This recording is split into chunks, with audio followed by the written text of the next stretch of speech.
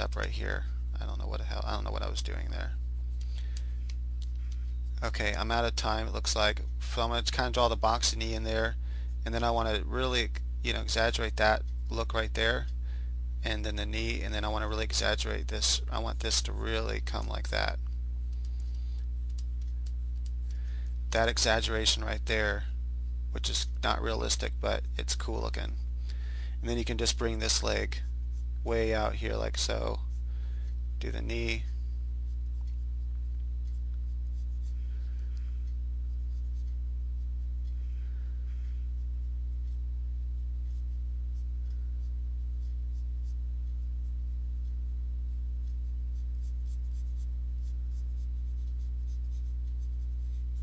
Anyway, just like really quickly, and then this back arm, you could even pull it up higher and really exaggerate.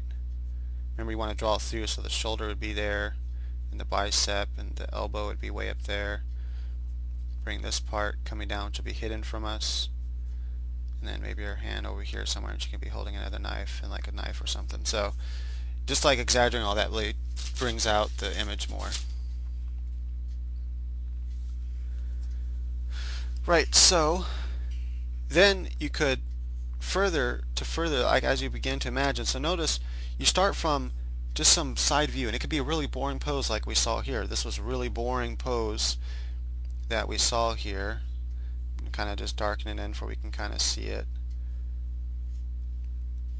Hand was up here or something, and the leg was just kind of blah. So there we had our boring, oops, what am I doing there? We had our boring pose. We then translate it to this more dynamic pose just by really, focusing all these lines. And you want to do your gesture lines, do some crazy line. Notice this crazy line there. That's a crazy line for a leg. Like a leg can't do that. But notice I have captured that gesture by exaggerating the leg pose, which looks cool, right? I mean, I think that looks cool.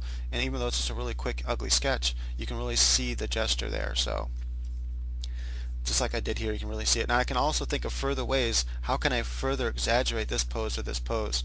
I'm not going to end up doing this pose. I'm going to do probably more of a pose like this. But now I want to talk about forced perspective. What forced perspective does is it makes it possible to bring a foot out. Let's say this foot is actually crossing over and is coming more closer to us than that foot, which is I've kind of hinted at by bringing it forward on the plane here. It's coming at us more, so this whole thing is kind of coming at us like this. And so I could force that perspective more by doing this line and really bringing this leg out here in a weird exaggerated way. And I'm going to start small back here as it's a normal, or the normal size back there. And then as I come out here, I'm going to get really big and longer too. Oops. And then let's say the foot is going to be kind of,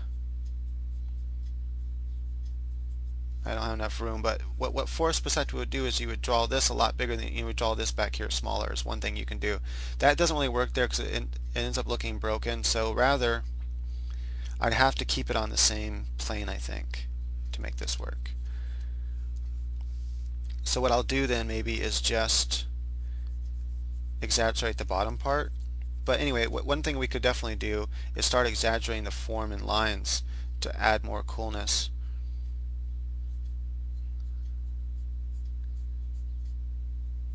Let's see, I'm going to say that will be like the ankle, somewhere around there.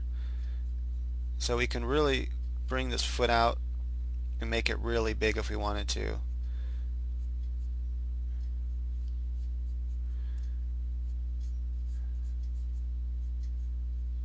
Even actually we can make that whole leg just start getting bigger, exaggerate the calf and everything. And so that would actually, that is forced perspective. By making this leg longer and extending it down and making it get bigger as it comes towards us, makes this look like it's in front of this. And I can further exaggerate that by bringing everything that's back here, more into the back. So one easy way to do this then, rather than having to redraw it since we're not working on paper, is I can just grab that, like this, and then let's see here. I think distort will allow me to do it pretty easily. Just kind of bring it smaller and then bring it shorter. So there we go. So distort is a really cool tool, and it can really help you do these exaggerations without having to redraw. I need to then, still bring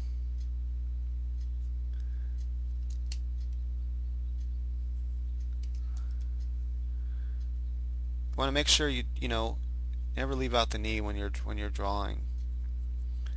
The knee is important. I'm going to bring the calf way up there, actually, like into there. I notice I've hinted at the knee just by doing that. So kind of big boxy knee, but at least the knee's there. Right. So something like that. Now, obviously, there's a lot of problems with this sketch, but anatomy-wise and whatnot. But so far, we're starting to get a more dynamic pose here, which looks pretty cool.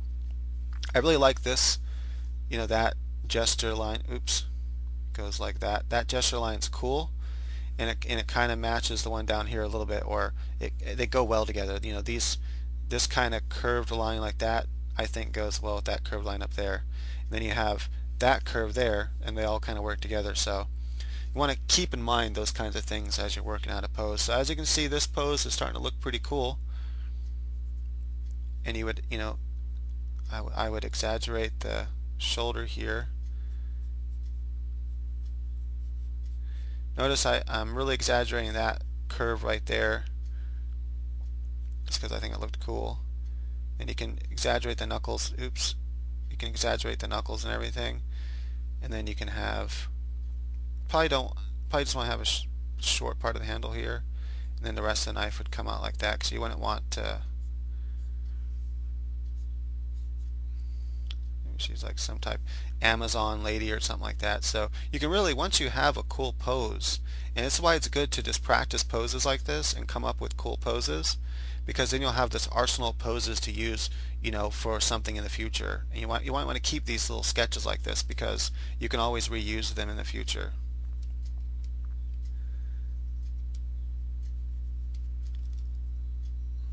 Like even though I'm only doing this for this demonstration purpose, for this video, that is the pose, this one right here, even though that's the case, notice I can also do force perspective here by making this arm longer and bigger, and then making this one smaller, so it kind of looks like this is because this is forward and that's more away. Another way you can exaggerate that is just kind of leave out the detail of things more in the background, have it more like shaded in, and just and it might have all this up here have a lot more detail. And same thing with this foot back here, you can just kind of disappear into the background itself actually when you end up doing the picture. So that's pretty much it. That's all I need actually to keep in an archive somewhere on my computer as a possible pose to use in the future. This is all I need to work on. I can then blow this up to 300 dpi, crop this, blow it up to 300 dpi, and then sketch over, turn the opacity down and sketch over this with the character design, and then do a final inking on top of that. Right, so as you can see, the forced perspective really does do a lot of stuff. And also forced perspective can be done with photograph as cameras as well.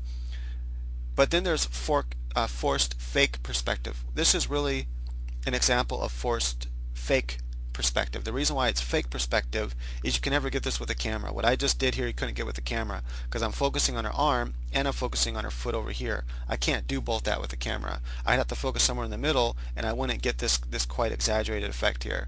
So the camera might focus more on her foot. The camera would be located down here at her foot, looking up at her, right? And I'd have to draw the whole thing kind of looking up at the character. So I'd see the underplane of her arm, for example, and underplane of her chin and everything. But instead, I did what's called a forced fake perspective, which is really good for art, and comic artists use it all the time. So instead of looking up at the character, which is really hard to imagine anyway, and you might even have to use something like Poser or take a photograph of someone just to get a general idea of maybe how that would look. But with comic books and stuff, what's really cool is you can do the fake forced perspective, which is what I did here. And that is, my camera is looking straight at the character, but I did this forced fake perspective where I brought this foot out and so forth. So hopefully that makes sense. I want to take this sketch now and work it and make it something different, figure out things I can do with it. First thing I want to do though is I'm going to actually crop this and save it for later, because I like that. I might actually use that sometime, and I can always change it or crop it. You might want to think of different parts. How would it look if you just had part of it in, cropping it, have a higher part over there, maybe just this part, or maybe just that much. You can think of stuff like that as well, and then have whatever you want to put in the image. Okay, so this is going to be like 3 parts long, I guess. I'm going to go ahead and crop and save this. So now I got rid of that, I'm going to go ahead and start reworking this pose here. Another reason why you want to work at 72 dpi is it actually feels cooler to sketch. You can be zoomed out more, and it feels like you still have these nice cool big sketch lines. So I really prefer sketching in 72 dpi. And then like I said, blow it up to 300 when you're ready to do your final drawing over it. Right, so how can I make this more dynamic? And obviously I also have to fix this arm. Sometimes I find it easier when you make a mistake to just lightly erase and then start figuring it out. So I know the shoulder, I'm trying to draw through the character. The shoulder will be there, and you want to get into the habit of drawing through your characters. It really does make it easier, and the end result looks cooler. And let's see, so shoulder, armpit would be coming like this, and then behind there, because let me make sure I'm kind of look at this. Yeah, the forearm would be behind us. Then I want to just draw it through the character again, even though we wouldn't see that part. No, I need to come more over here. Okay, so if I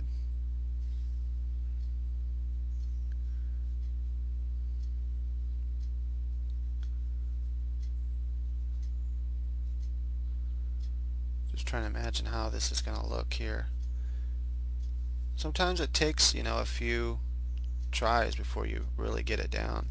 I'm going to put a white line right here, so I know where her eyes will be.